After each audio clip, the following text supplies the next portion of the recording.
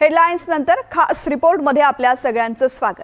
Operation सिंदूरमध्ये Pakistan विरोधामध्ये पहिल्याच दिवशी भारताचा पराभव झाला असं वक्तव्य काँग्रेस नेते पृथ्वीराज चव्हाण यांनी केलं आणि त्यानंतर देशभरात मोठी खळबळ माजलेली आहे। त्यानंतर चव्हाण यांच्या विरोधामध्ये टीकेची झोड उठलेली आहे।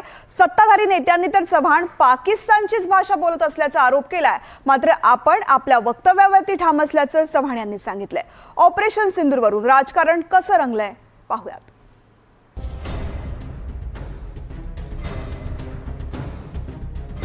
ऑपरेशन सिंदूरमध्ये भारताचा पहिल्याच दिवशी पराभव। पृथ्वीराज चव्हाण यांच्या दाव्यानं मोठी खळबळ। माफी का मागू, सत्ताधाऱ्यांच्या टीकेनंतर चव्हाण यांचा सवाल। काँग्रेसचे ज्येष्ठ नेते आणि माजी मुख्यमंत्री पृथ्वीराज चव्हाण आपल्या वक्तव्यावर ठाम आहेत। ऑपरेशन सिंदूरच्या पहिल्याच दिवशी म्हणजे 7 मे रोजी भारतीय वायुदलाचा पूर्णपणे पराभव झाला होता असा खळबळजनक दावाच चव्हाण यांनी केलाय। पहिल्याच दिवशी पाकिस्ताननं भारताची विमानं पाडली, कुणी मान्य करो अथवा न करो, पण पहिल्याच दिवशी आपला पूर्ण पराभव झाला होता असं चव्हाण यांनी पुण्यात बोलताना म्हटलंय। तर हे सगळं बदललंय, त्यामुळे पाकिस्तान आपण पाकिस्तानपेक्षा 10 पट मोठी अर्थव्यवस्था आहे, तरी पण आपली आता पॅरिटी झालेली आहे, कारण त्या एका चुकीमुळे। कारण कुणीही तुम्हाला आता हॉट वॉर समोरासमोर रणगाड्याचं युद्ध किंवा बंदुकी युद्ध किंवा एकमेकाच्या प्रदेशात आपलं सैन्य जाऊन तो प्रदेश काबीज करायचं होणं शक्य नाही। कारगिल जेव्हा युद्ध झालं तेव्हा क्लिंटनचे सारखे फोन होते की तुम्ही थांबवा आता लगेच, आणि आता सुद्धा आपण पाहिलं की लगेच ट्रम्पचे फोन सुरू झाले आणि थांबवा म्हणून शेवटी ट्रम्पने थांबवलं आणि आपल्याला काही करता आलं नाही। आणि त्यामुळे मग एक असा विषय निघाला की मग मोदींनी का मान्य केलं। पहिल्या दिवशी आपला संपूर्ण पराभव झाला। 7 तारखेला जे हवाई युद्ध अर्ध्या तासात झालं त्यामध्ये आपला टोटल पराभव झाला, हे कोणी मान्य करो वगैरे न करो।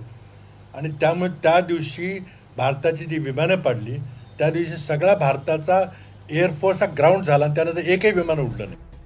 पृथ्वीराज चव्हाण यांच्या या वक्तव्यानंतर सत्ताधारी नेते चव्हाण यांच्यावर तुटून पडलेत। भारताचा युद्धात पराभव झाला म्हणणाऱ्यांना पाकिस्तानचा विजय हवाय का, पाकिस्तानच्या बाजूने बोलतात हे कसले भारतीय, अशा शब्दात उपमुख्यमंत्री एकनाथ शिंदे यांनी चव्हाण यांच्यावर जोरदार हल्लाबोल केलाय।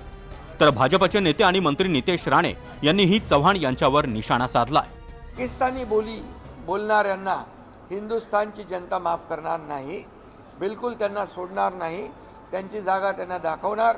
आणि म्हणून काँग्रेसचे जे कोणी नेते आहेत ते देखील यापूर्वी देखील राहुल गांधी यांनी देखील या पहलगामच्या हल्ल्याच्या विरोधामध्ये ते आपल्या लष्कराच्या जवानांनी केलेला अटॅक त्याचा हिशोब विचारता, किती ड्रोन पडले, किती विमानं गेली, किती तास युद्ध थांबलं। अरे त्यांच्या पाठीशी उभं राहायला पाहिजे होतं। काँग्रेसच्या जमान्यामध्ये कधी असं झालं नाही। पी चिदंबरम यांनी सांगितलं की त्यावेळेस त्यांच्यावर दबाव होता। कोणाचा दबाव होता? थोडे पृथ्वीराज चव्हाण साहेबांनी जरा 2014ला इलेक्शनच्या वेळी लक्ष दिलं असतं ना, खूप विषय वेगळे झाले असते असं आहे। म्हणून त्यांना सांगा की आता काय हातातून सगळे निघून गेलेले विषय आहेत, देशाच्या विरोधात भूमिका घेणं ह्यालाच काँग्रेसचा DNA म्हणतात। पाकिस्तानचं मुखपत्र कोण असेल तर त्याला काँग्रेस पक्ष म्हणतात। देशपातळीवरून देखील पृथ्वीराज चव्हाण यांच्यावर टीकेची झोड उठली आहे। सरकारवरच नाही तर भारतीय लष्करावरही काँग्रेस अविश्वास दाखवत असल्याची टीका सत्ताधारी नेत्यांनी केली आहे। सर्व स्तरातून टीका होत असतानाही पृथ्वीराज चव्हाण मात्र आपल्या वक्तव्यावर ठाम आहेत। माफी का मागू, माफी मागण्याचा प्रश्नच उद्भवत नाही, आपण काहीही चुकीचं बोललो नाही असं चव्हाण यांनी म्हटलंय। और सेना का अपमान है, आप कुछ क्लैरिफिकेशन देना चाहेंगे कि आप? मैं बाद में आराम से बात करूंगा, अभी आराम से बात करेंगे। तो आपको जो बयान है उस पर आप माफी मांग रहे हैं या बिल्कुल सवाल नहीं कुछ उठता, किसी सवाल तरह का? बिल्कुल सवाल नहीं उठता। हाँ जी सर, नहीं सवाल नहीं उठता। सवाल मैं बात करूंगा ना डिटेल में। माफी मांगने का सवाल माफी काय मागू? चव्हाण यांनी काही दिवसांपूर्वी पंतप्रधान पदाबाबतही एक वक्तव्य केलं होतं, त्यावरूनही राजकारणात जोरदार चर्चा रंगली होती। 19 डिसेंबरला पंतप्रधान बदलणार, नागपूरशी संबंधित मराठी माणूस पंतप्रधान होणार असं वक्तव्य चव्हाण यांनी केलं होतं।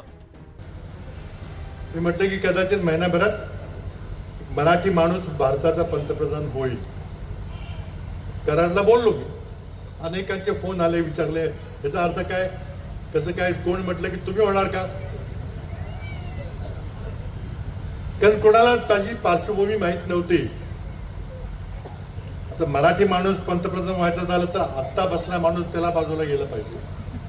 म्हणून आधी मी अधोरेखित केलं की नाव न घेता बहुतेक बदल घडण्याची शक्यता मला दिसते.